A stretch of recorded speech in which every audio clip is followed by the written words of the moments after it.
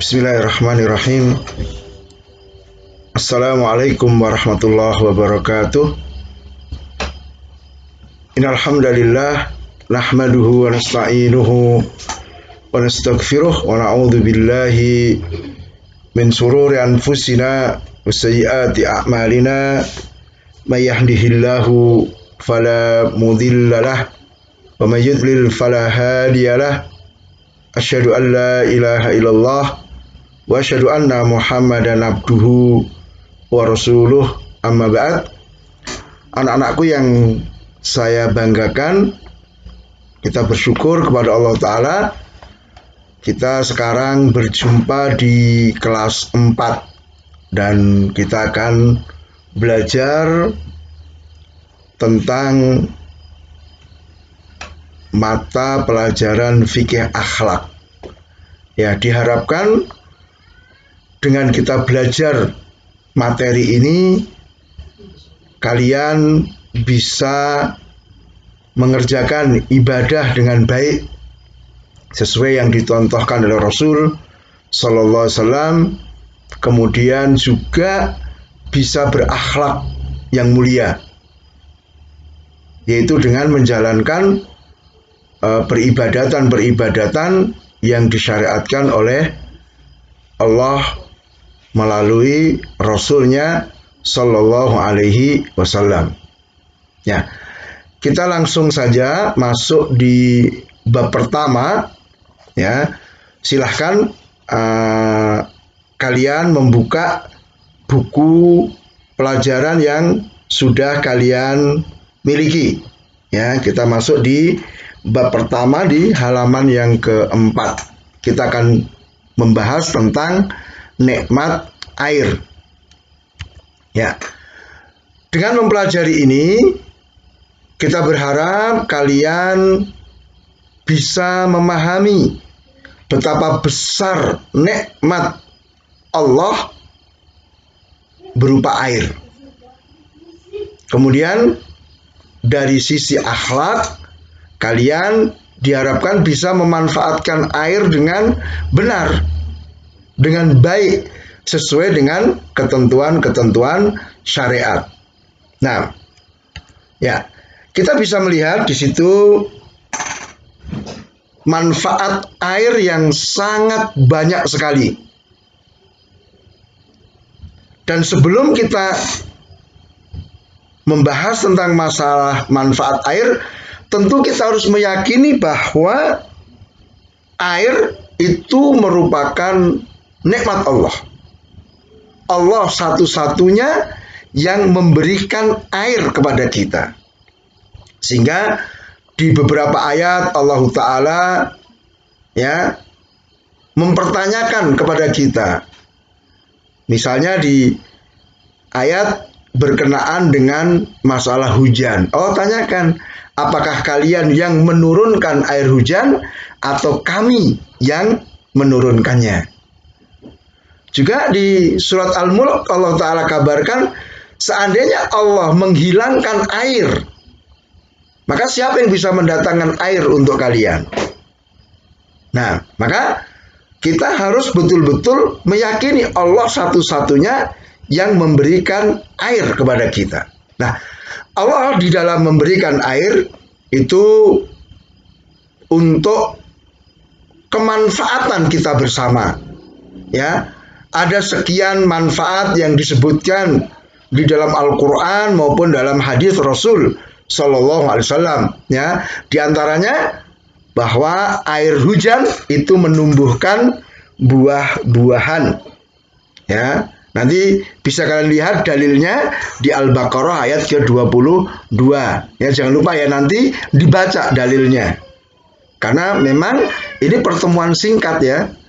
Kita nggak bisa semuanya, maka silahkan nanti dibuka bukunya, dibaca dalilnya. Kemudian yang kedua, air itu Allah jadikan sebagai alat untuk mensucikan diri.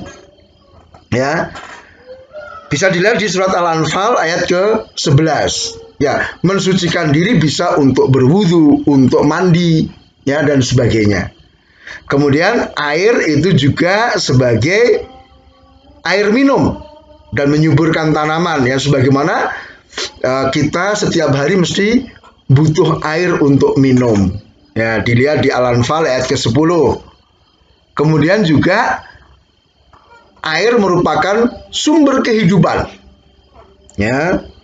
Jadi Allah Ta'ala di Al-Anbiya ayat ke-30 itu menyebutkan bahwa Allah menjadikan dari air semua yang hidup, manusia, binatang, dan yang lainnya. Nah, adapun manfaat nomor 5, nomor 6 silahkan ya kalian lihat di buku kemudian dituliskan ya. Jadi masih ada 2 memang sengaja Ustadz tidak sebutkan ya agar kalian melihat ke buku pelajaran yang kalian pegang. Kemudian apa yang harus kita lakukan terhadap nikmat air? Yang pertama, tentu kita harus bersyukur kepada Allah Ta'ala karena Allah telah memberikan air untuk kita. Nah, nanti bentuk bersyukurnya bagaimana? Ya, pertama kita meyakini air itu yang memberikan Allah. Yang kedua kita mengucapkan syukur Alhamdulillah. Ya, kemudian yang ketiga adalah apa? Kita gunakan air dengan cara yang benar, tidak boros. Ya, terlebih ya di daerah kita air itu betul-betul kita rasakan ya, karena kita tidak punya sumur. Ya, kita hanya mengandalkan air dari sumber mata air. Nah, kemudian kewajiban yang kedua, kita mengingat kebaikan Allah. Coba kita pikirkan anak-anakku, seandainya Allah tidak memberikan air kepada kita. Ya, atau mungkin dalam beberapa kondisi kita pernah merasakan kekurangan air ya, mungkin karena pipanya terputus, ya airnya macet, ya. Maka dengan adanya air, Masya Allah kita ingat dengan kebaikan Allah Tabaraka wa Ta'ala. Adapun kewajiban yang ketiga dan keempat, silakan nanti kalian buka di buku pelajaran. Ya, silakan dibaca, kemudian dituliskan di situ. Selanjutnya anak-anakku yang saya muliakan, kita tidak boleh berlebihan dalam menggunakan air. Ya, ini termasuk bentuk syukur kepada Allah bahwa kita menggunakan air itu secukupnya. Ya, Allah Ta'ala melarang kita dari berlebihan di dalam menggunakan air. Kita lihat ya, misalnya Rasul berwudu hanya dengan sedikit air ya. Ya, jadi Rasul itu berwudu dengan menggunakan 1 mud air. Ya, mandi dengan menggunakan berapa? 1 sok. Silakan nanti dilihat 1 mud itu berapa. Ya, di buku itu ada. 1 sok itu berapa? Hemat sekali. Coba bandingkan dengan kita, kadang-kadang ketika air mengalir, kita buka keran, waduh, mengalir air banyak sekali, terbuang-buang. Maka ini tentunya tidak dibenarkan. Ya. Kemudian di sini kita akan sampaikan contoh akhlak perbuatan menghemat air. Yang pertama adalah apa? Menutup kembali keran setelah digunakan. Ya, jadi jangan sampai misalnya nanti anak-anakku ketika kita wudhu membuka keran, wah, kemudian setelah selesai wudhu kerannya dibiarkan terbuka. Ini nggak benar ini ya. Atau kita misalnya mandi, ya keluar dari kamar mandi kerannya masih terbuka sehingga nanti akhirnya airnya meluber, itu nggak benar. Ya, kemudian nanti silahkan ya kalian menyebutkan contoh-contoh lain dari sikap perbuatan menghemat air ya.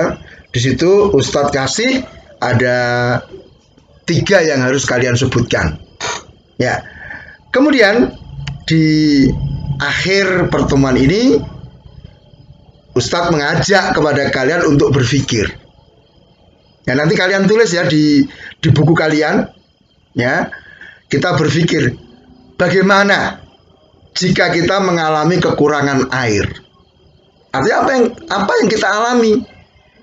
Apa yang terjadi pada kita kalau kita kurang air? Yang kedua, yuk kita pikirkan apa yang kamu lakukan untuk menjaga sumber air yang ada di daerahmu. Ya. Jadi ini anak-anakku yang saya muliakan, ya, pelajaran pertama tentang masalah nikmat air. Ya, mudah-mudahan bisa kalian pahami dengan baik, dan jangan lupa terus berdoa kepada Allah, meminta agar diberi ilmu yang bermanfaat. Kemudian jangan lupa tugas-tugas dikerjakan. Demikian, semoga bermanfaat. Kita tutup. Subhanakallahumma wa bihamdika asyhadu an la ilaha illa anta astaghfiruka wa atubu ilaik. Wassalamualaikum warahmatullahi wabarakatuh.